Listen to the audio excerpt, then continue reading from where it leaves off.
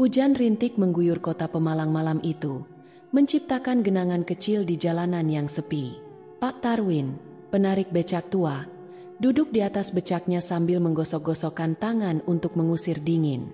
Ia baru saja selesai mengantar penumpang terakhir dan berniat pulang, ketika langkah-langkah pelan terdengar mendekat. Di bawah sorot lampu jalan yang remang, muncul sosok perempuan muda. Wajahnya hampir sepenuhnya tertutup syal hitam yang melilit hingga menutupi sebagian besar tubuhnya. Hanya matanya yang terlihat, menatap lurus ke arah Pak Tarwin.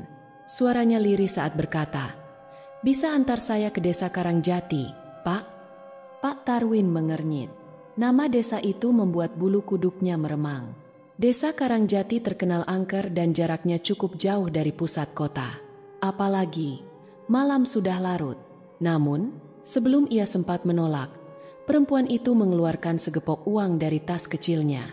Mata Pak Tarwin membelalak.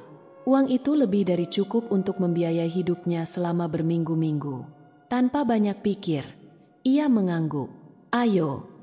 Perempuan itu menaiki becak dengan langkah pelan.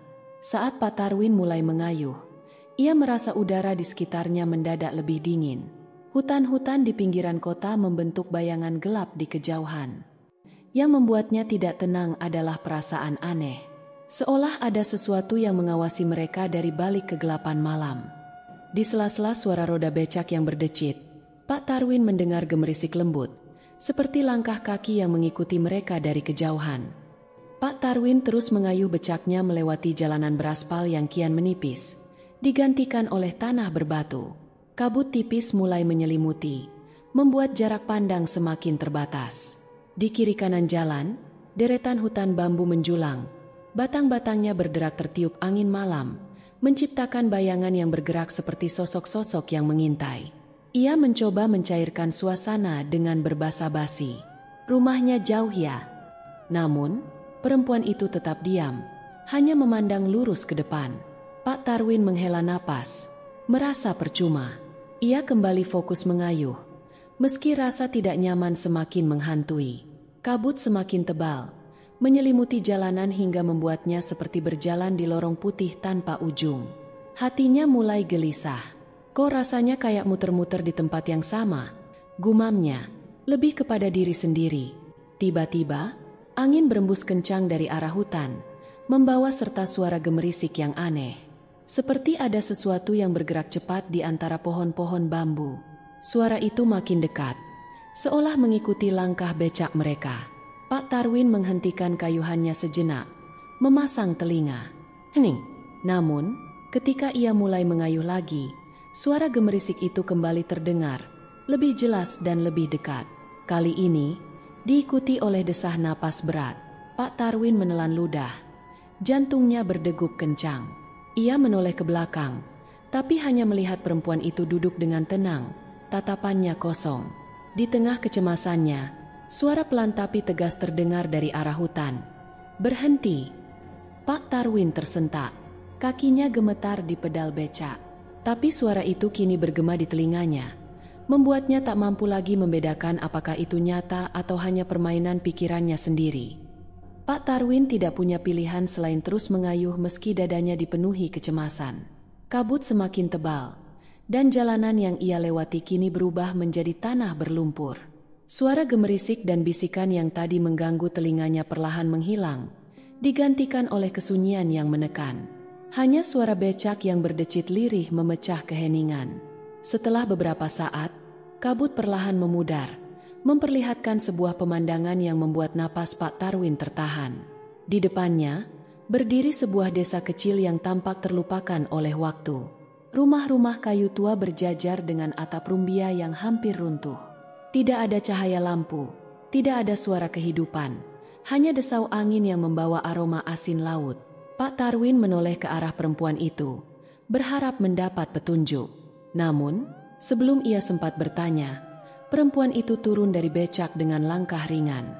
Ia berjalan menuju sebuah rumah di ujung desa, tubuhnya hampir menyatu dengan kegelapan malam.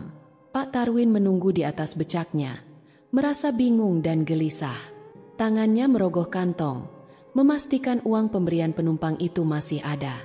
Ia mendesah lega saat merasakan tumpukan uang di sana. Beberapa menit berlalu, dan Pak Tarwin mulai resah. Perempuan itu belum juga kembali. Setelah ragu sejenak, ia memutuskan untuk mengetuk pintu rumah yang dimasuki perempuan itu. Saat ia melangkah mendekat, udara di sekelilingnya terasa berubah. Ketika ia mengangkat tangan untuk mengetuk pintu, suara pelan berbisik di telinganya, begitu dekat hingga terasa seperti hembusan napas. Pergi sebelum terlambat. Pak Tarwin tersentak mundur, matanya membelalak mencari asal suara itu. Namun, yang ia temukan hanyalah bayangan panjangnya sendiri di bawah cahaya bulan. Pak Tarwin berdiri mematung di depan rumah. Telinganya masih dipenuhi gema bisikan misterius. Angin malam bertiup kencang, menggoyangkan dedaunan dan membuat pintu rumah di depannya berderit pelan. Ia merinding. Namun dorongan rasa penasaran membuatnya bertahan. Mungkin perempuan itu butuh waktu, pikirnya, meski hatinya berkata lain. Setelah beberapa saat, ia memutuskan kembali ke becak dan menunggu. Ia duduk, menatap jalanan desa yang kosong, berharap ada tanda-tanda kehidupan. Namun, yang muncul justru sesuatu yang jauh dari dugaan. Dari balik kabut tipis, seorang lelaki tua muncul perlahan. Wajahnya pucat, dengan sorot mata kosong yang memancarkan rasa dingin. Pak Tarwin merasa jantungnya berdegup kencang, tapi lelaki itu hanya berdiri diam, mengawasinya. "Pak, bisa antar saya ke kota?" Suara lelaki itu datar, hampir tanpa emosi. Pak Tarwin ragu sejenak, tubuhnya ingin menolak, tapi entah kenapa, mulutnya malah mengiyakan. "Iya, Pak, silakan naik." Lelaki itu naik ke becak dengan gerakan kaku, duduk di tempat yang sama seperti perempuan tadi. Tanpa berkata apa-apa lagi, Pak Tarwin mulai mengayuh. Suasana di sepanjang jalan kembali mencekam. Kabut turun lebih tebal, membuat pandangan terbatas hanya beberapa meter ke depan. Rasa dingin menusuk tulang, dan setiap kali ia menoleh ke belakang, lelaki itu hanya duduk diam, tatapannya kosong mengarah ke depan.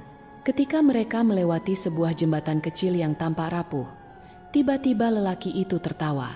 Tawa itu pelan, namun terdengar jelas di tengah keheningan malam. Pak Tarwin menoleh dengan gugup, namun lelaki itu tetap diam seperti sebelumnya, seolah tidak pernah tertawa sama sekali. "Kenapa tertawa, Pak?" tanya Pak Tarwin dengan suara gemetar. Namun, tidak ada jawaban. Hanya angin yang berembus kencang, membuat becak bergoyang di atas jembatan tua itu. Saat roda becak melewati papan terakhir jembatan, terdengar suara retakan kayu yang keras. Pak Tarwin tersentak, berusaha menjaga keseimbangan. Tapi di saat itu juga, ia merasa sesuatu di belakangnya mulai bergerak. Pak Tarwin berusaha mengabaikan perasaan tidak nyaman yang terus menghantuinya. Setelah melewati jembatan, suasana kembali hening. Jalanan yang dilalui semakin mulus, tanda bahwa mereka hampir tiba di kota.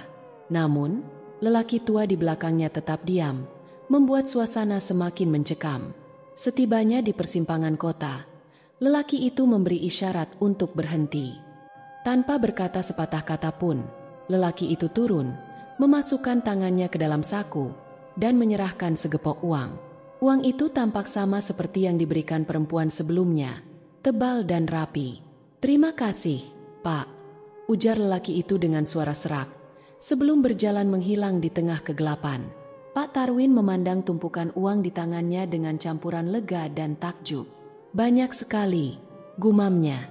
Uang itu cukup untuk membayar hutangnya dan memenuhi kebutuhan hidupnya selama beberapa bulan. Ia menyimpannya dengan hati-hati di kantong, lalu segera mengayuh becak menuju rumah. Sepanjang perjalanan pulang, perasaan aneh kembali menyelimuti. Udara terasa lebih dingin dari biasanya, dan setiap bayangan yang muncul di sudut matanya membuatnya tersentak. Ia merasa seperti diikuti, meski tidak ada siapa-siapa di belakangnya. Sesampainya di rumah, Pak Tarwin buru-buru masuk dan mengunci pintu. Ia duduk di lantai, membuka kantong dan mengeluarkan uang yang tadi diberikan. Saat tangannya meraih tumpukan itu, ia tertegun. Uang yang sebelumnya tampak tebal dan rapi kini berubah menjadi tumpukan daun kering yang berjatuhan di lantai, meninggalkan bau tanah yang lembab. Pak Tarwin membeku. tidak percaya dengan apa yang dilihatnya. "Apa-apaan ini?" bisiknya dengan suara serak. Ia menggosok-gosok matanya, berharap ini hanya ilusi. Daun-daun itu tetap ada, berserakan di sekelilingnya. Tiba-tiba, terdengar suara langkah kaki di luar rumahnya, pelan namun teratur, mendekat ke arah pintu depan. Pak Tarwin menahan napas, menunggu suara berikutnya dengan jantung berdegup kencang. Malam itu, Pak Tarwin akhirnya tertidur meski rasa takut masih menggantung di hatinya. Tidur yang ia dapatkan tidak tenang, gelisah, penuh mimpi-mimpi yang mengganggu. Dalam mimpinya, ia berdiri di sebuah pantai yang luas dan sepi. Langit di atasnya gelap, tanpa bintang, sementara ombak besar bergulung-gulung di kejauhan, menghempas keras ke bibir pantai. Di tengah suara ombak yang menderu, ia melihat dua sosok berdiri di ujung pasir. Perempuan berkerudung hitam yang ia antar malam itu, dan lelaki tua dengan wajah pucat. Mereka berdiri diam, menatap ke arahnya sambil melambai perlahan, isyarat yang mengundang namun sekaligus mengancam. Ombak semakin mendekat, seolah hendak menelan seluruh desa di belakang mereka. Perempuan itu tersenyum tipis, namun senyum itu tidak membawa ketenangan, justru menimbulkan rasa takut yang menjalar hingga ke tulang. Pak Tarwin mencoba berlari menjauh, namun kakinya terasa berat, seperti tertanam di pasir basah. Ombak besar itu semakin dekat, menghempaskan buih dingin ke wajahnya. "Pak Tarwin, waktumu hampir habis." Suara perempuan itu bergema di sekitarnya. Pak Tarwin terbangun dengan napas tersengal. Tubuhnya basah oleh keringat dingin. Ruangan gelap dan sepi, hanya suara angin yang berdesir di luar jendela. Ia memegang dadanya yang berdegup kencang, mencoba mengatur napas. Mimpi itu terasa begitu nyata, seolah ia benar-benar berada di sana. Dari luar jendela rumahnya, terdengar suara gemerisik, suara yang sama seperti yang ia dengar di perjalanan malam tadi.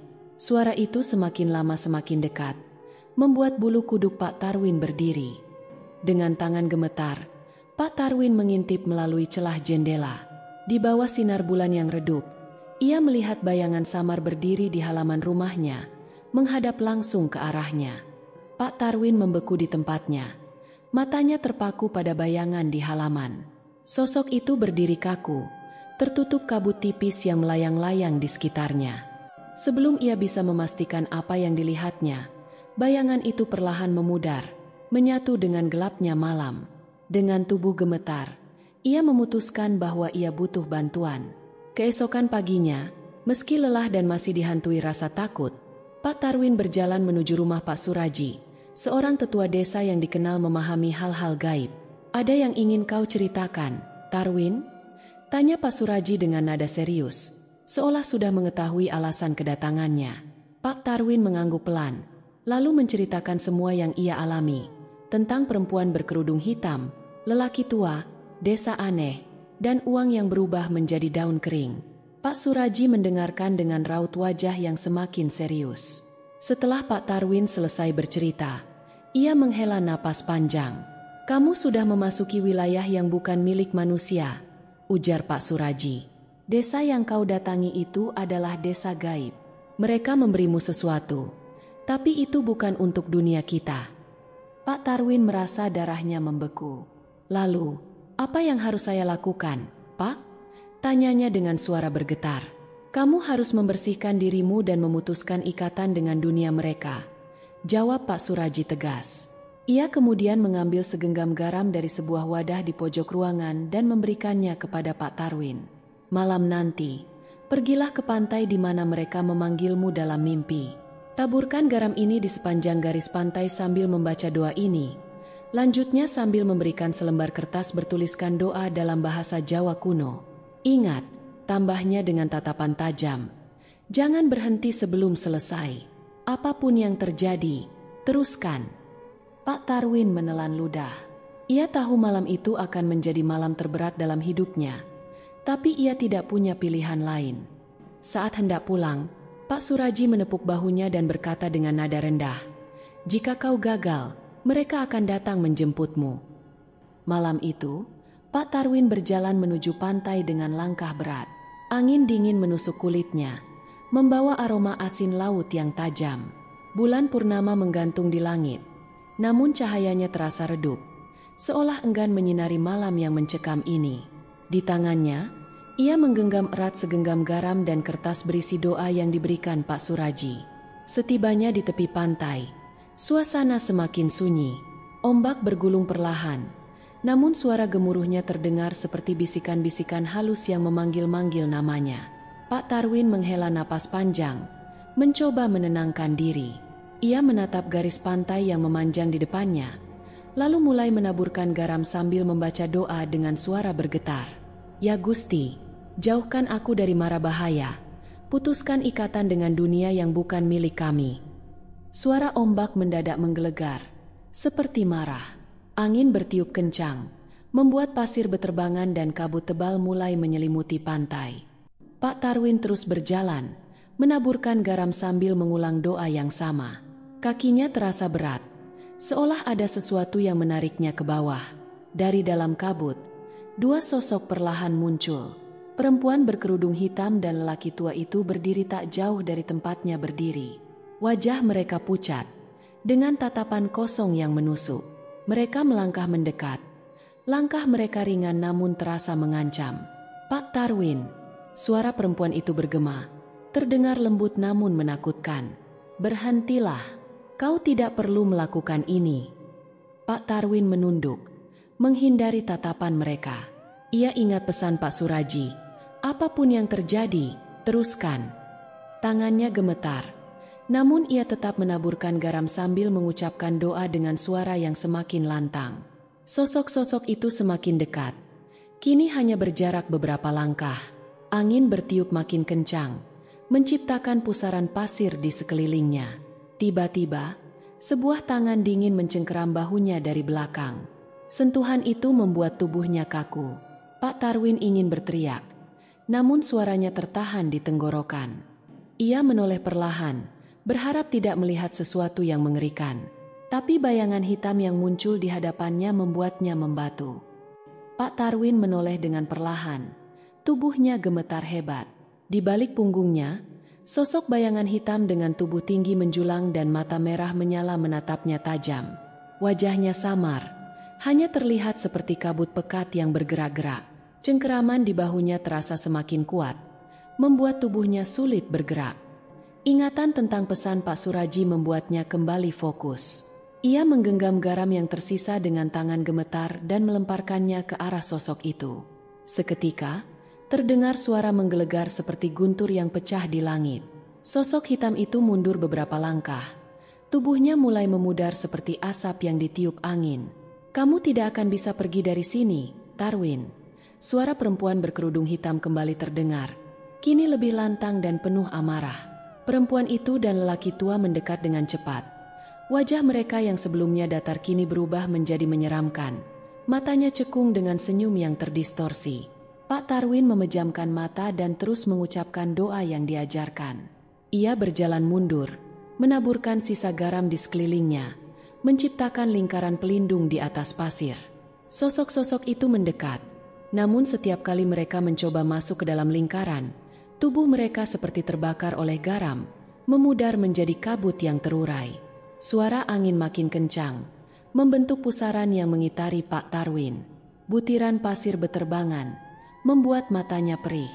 Ia tetap berdiri teguh, mengulang doa itu dengan suara yang semakin mantap. Sosok-sosok itu kini menghilang satu persatu, hanya menyisakan suara jeritan panjang yang menggema di udara. Pak Tarwin membuka matanya perlahan. Pantai yang tadinya dipenuhi kabut kini kembali sunyi. Hanya ombak yang terdengar, bergulung perlahan seperti biasa.